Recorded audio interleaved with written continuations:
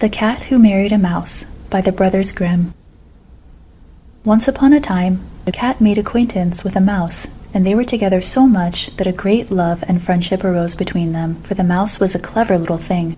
At last they agreed to marry and dwell together in the same house and be very comfortable. On a day during the summer, the cat said to his wife, "My dear, we must take care to lay in a store for the winter, or we shall die with hunger. You, little mousie, cannot venture to go about anywhere for fear you should be caught in a trap, but I had better go and see about it." This good advice was followed, and in a few days Tom came safely back with a large jar full of beautiful meat covered with fat, which he had found. They had a long talk about a place in which to hide this treasure, but at last Tom said, "I don't know a better place than the church, so if we place the jar under the altar and take care not to touch it, then we shall have plenty to eat in winter." So the jar was carried to the church and put in a place of safety, but it did not remain there long. Tom kept thinking of the contents of the jar, and longing so much for the taste that at last he invented an excuse to get away from home. "Mousie," he said one day, "I have had an invitation from one of my cousins to be present at the christening of her little son, who was born a few weeks ago. He's a beautiful little kitten, she tells me, gray with black stripes, and my cousin wishes me to be godfather." "Oh, yes, go by all means," replied the mouse. "But when you're enjoying yourself, think of me and bring me a drop of the sweet red wine if you can." Tom promised to do as she asked him, and went off as if he were going to see his cousin, but after all it was not true. Tom had no cousin, nor had he been asked to be godfather. No, he went right off to the church and slipped under the table where the jar of meat stood and sat looking at it. He did not look for long, however, for presently he went close up and began licking and licking the fat on the top of the jar till it was nearly all gone. Then he took a walk on the roofs of the houses in the town, and at last stretched himself out in the sun and stroked his whiskers as often as he thought of the delicious feast he had had. As soon as the evening closed in, he returned home. "Oh, here you are again," said the mouse. "Have you spent a pleasant day?" "Yes, indeed," he replied. "Everything passed off very well."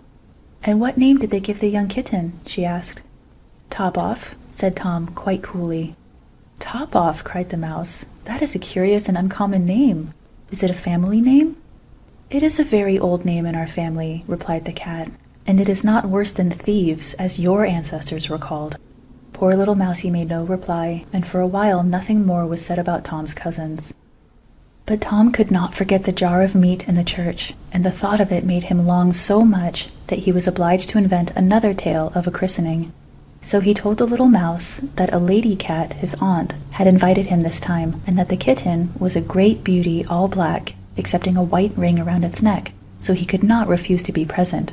"For one day, dear mousie," he added, "you will do me this kindness and keep house at home alone?" The good little mouse willingly agreed, and Tom ran off.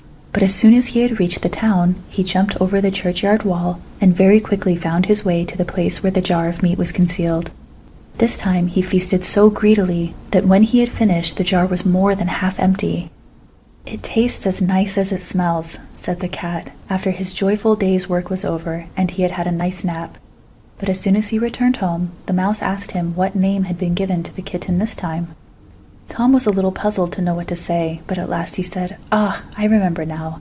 They named it Half Gone." "Half Gone? Why, Tom, what a queer name.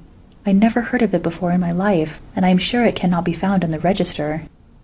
The cat did not reply, and for a long time all went on as usual, till another longing fit made him rub his whiskers and think of the jar of meat. "Mousie," said he one day, "of all good things there are always three.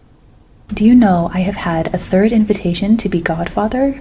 And this time the little kitten is quite black, without a single white hair on its whole body. Such a thing has not happened in our family for many years. So you will let me go, won't you?" "Top Off and Half Gone are such curious names, Tom," replied the mouse, "that they are enough to make one suspicious." "Oh, nonsense," replied the cat. "What can you know about names, staying at home here all day long, in your gray coat and soft fur, with nothing to do but catch crickets? You can know very little of what men do in the world." Poor Mousie was silent, and she patiently remained at home during the absence of the greedy, deceitful cat, who this time feasted himself secretly till he had quite cleaned out the jar, and left it empty. "When all is gone, then one can rest," said he to himself as he turned home that night quite fat and sleek. "Well, Tom," said the mouse as soon as she saw him, "and what is the name of this third child?" "I hope you will be pleased at last," he said. "It is named All Gone." "All Gone!" cried the mouse. "That is the most suspicious name yet. I can scarcely believe it. What does it mean?" Then she shook her head, rolled herself up, and went to sleep. After this, Tom was not invited to any more christenings, but as the winter came on, and in the night no provisions could be found, the mouse thought of the careful store that they had laid up for winter, and said to the cat, "Come, Tom, let us fetch the jar of meat from the church. It will be such a nice relish for us." "Ah, yes," he replied. "It will be a nice relish to you, I dare say, when you stretch out your fine little tongue to taste it." So he took himself out of the way, and Mousie went to the church by herself. But what was her vexation at finding the jar still standing in the same place, but quite empty. Then she returned home and found Tom looking as if he did not care, although he was at first rather ashamed to face her. "I understand now," said the little mouse quite gently. "I can see what has happened. A fine friend you have been to me to deceive me in this manner. When you told me you were going to stand godfather to the 3 little kittens, you never visited your relations at all, but instead of that you went to the church 3 times, and ate up all the meat in the jar. I know now what you meant by top off, half gone." "Will you be quiet?" said the cat in a rage. "If you say another word, I will eat you." But the unfortunate mouse had all gone on its lips, and hardly had it come out than the cat made a spring, seized the mouse, and gobbled it up. Now that's the way of the world, you see. The end.